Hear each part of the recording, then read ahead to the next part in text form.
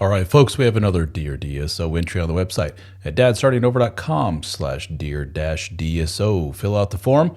You can submit your own story, and I will respond here in video format. Before we get into today's Dear DSO entry, if you could please, I would greatly appreciate it. Give me a follow, give me a like, give me a subscribe. However it works, wherever you are watching this, whatever platform you are using, hey, I would greatly appreciate it. Thanks so much. Now on to today's question. This comes from Nick. Nick says, I am the husband, I am father, and wife of the household. Ruh-roh. Nick says, what do I do? I have been with the same woman for 17 years. We have a 12-year-old boy, twin 11-year-old boys, and a 5-year-old. I'm exhausted just reading this. I work hard every day for 10 to 12 hours. Oh, Nick, geez. I then come home to clean dishes at least 4 days out of the week. After dishes, I cook a home-cooked meal every day. This is all while my wife sits on the couch and sleeps or surfs the web. Don't get me wrong, she cleans the bathrooms on an average of twice a month. And same with washing the clothes. We have 4 kids, so laundry has to be done weekly. I don't know about you, but in my household, it's daily. Seriously. Therefore, I do the laundry and clean the other 2 times of the month. Oh, I see. We have talked about our roles in the house, and she seems to understand, but then reverts quickly back to the same behavior within a week to 2 weeks' time. It's like pulling teeth to get her to want to show me any form of gratitude. By gratitude, I mean just by showing that she cares for all the things that I do for the household.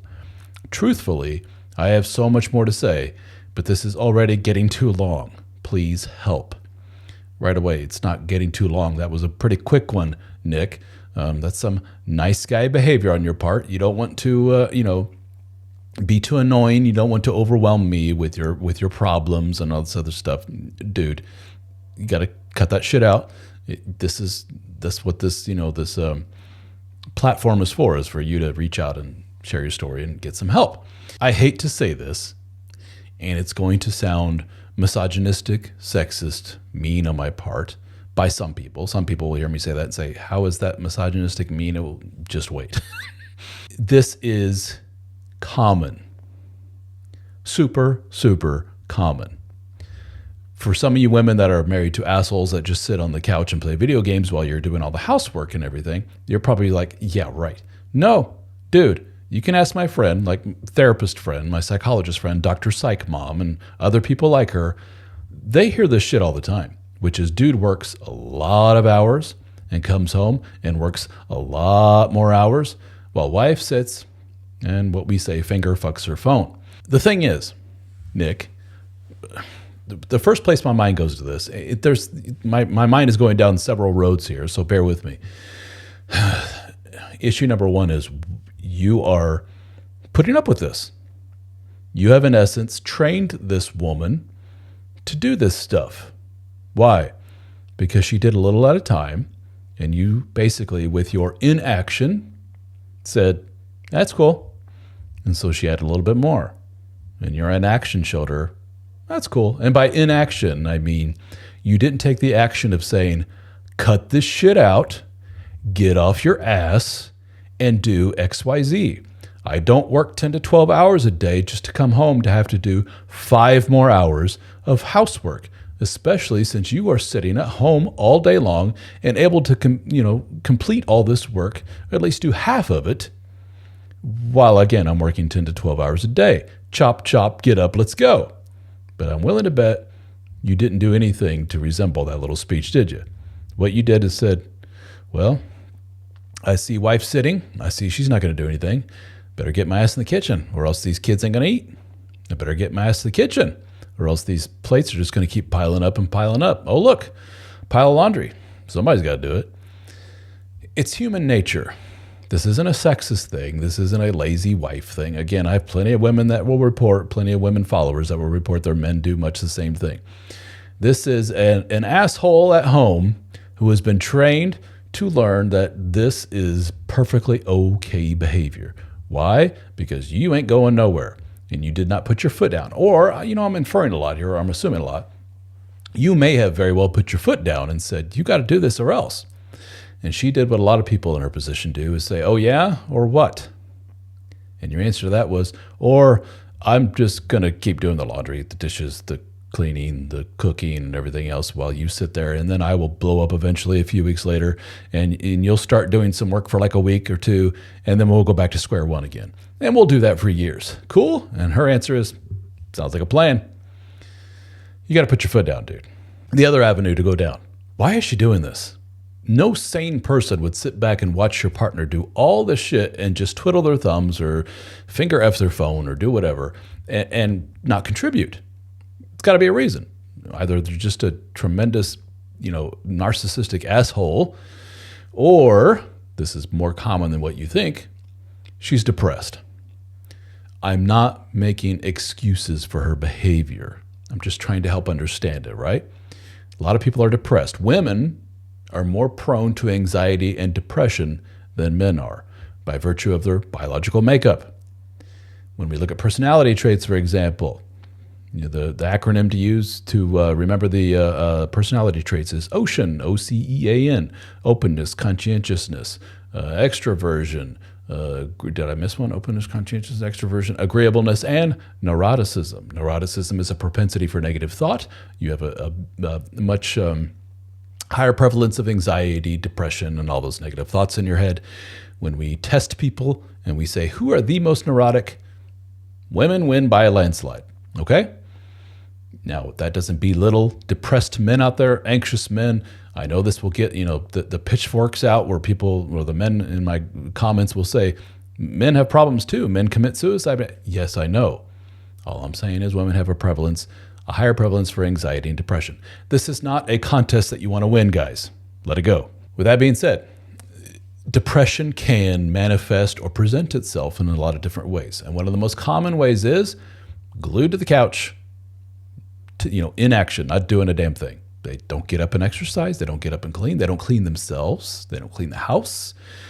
Kid is sitting on the floor crying and screaming. They don't get up to say, hey, what's wrong, kid? Kid's got a full diaper, whatever. Mom or dad will change it. They're depressed. And the question is why?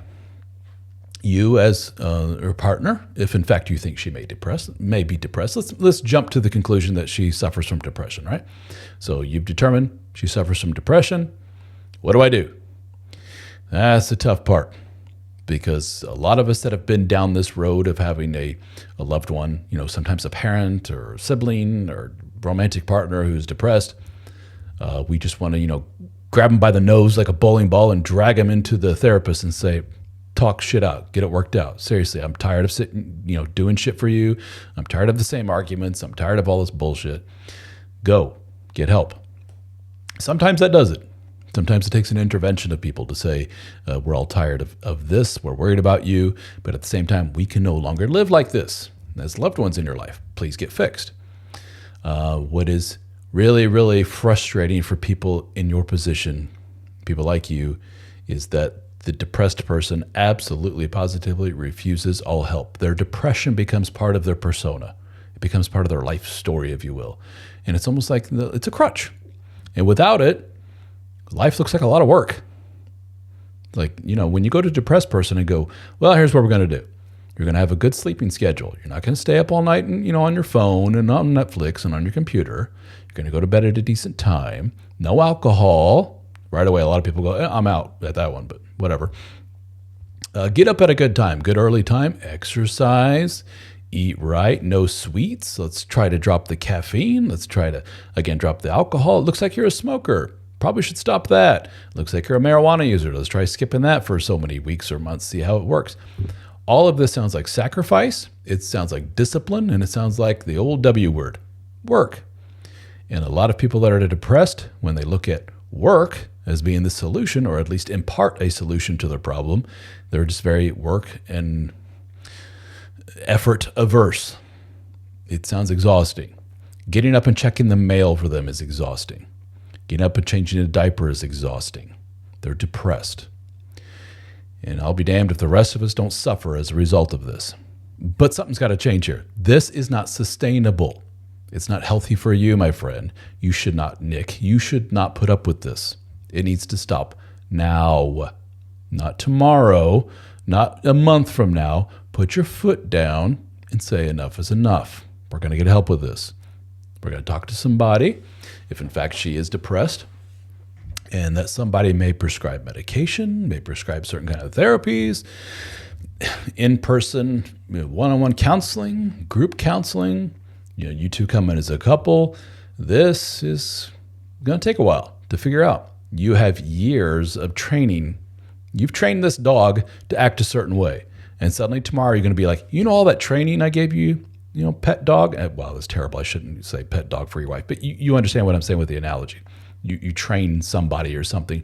And by the way, we human beings are animals. We're trainable. You show us how to live life a certain way. If you do this, then this happens. If you don't do this, then this happens. And you do so for like over a decade, almost 2 decades. It becomes programming imprinted in them. And then we, as the sane people or the healthy people, say, hey, time to rewrite your programming. Let's go. It doesn't work that way. It's going to take a while. So, dude, you know how you've been patient through all this shit? Prepare to be more patient through a lot more shit to get this stuff worked out. Am I inching towards divorce? It's the easy way out. I say easy. You're breaking up a family, kids, the drama, money situation. But for you, it will feel like a giant 900-pound gorilla just jumped off your back. And you will say what a lot of men say in your position, which is, why the F didn't I do this 20 years ago? I would love to chat with you about this. These things are nuanced. They're complex. There's a lot of things working here. Go see a therapist if you don't want to talk to me about this, or talk to a therapist and me about this. But you need help, my man. You got a lot of stuff going on up in the old noodle, your noodle. She has stuff going on. Something's got to give here. You can't be stuck in this state of limbo. So get help for you and for her. I think your family and your relationship deserves, don't just some work here. Don't just throw in the towel right away. Put in the old effort, the effort that goes beyond just being a yes man and trying to smooth things over and avoid conflict. All right, buddy. Best of luck to you. Reach out to me if you want to do the coaching, dadstartingover.com/coaching. If the pricing's a little high, join our members group. You get a lot of cool benefits with the members group, including discussion, live discussion with hundreds and hundreds of other guys from all over the world, many of which are in your position or they were in your position. And with that membership comes big, like half off discounts from that coaching. So you could join the group, sign up for just 2 or 3 months, see if you like it, buy a coaching session, and that is cheaper in total, all those combined, than if you just bought a coaching session from dadstartingover.com. Just an idea. If it's not through me, if it's not through our group, you need to get help somewhere, buddy. Okay? Best of luck to you.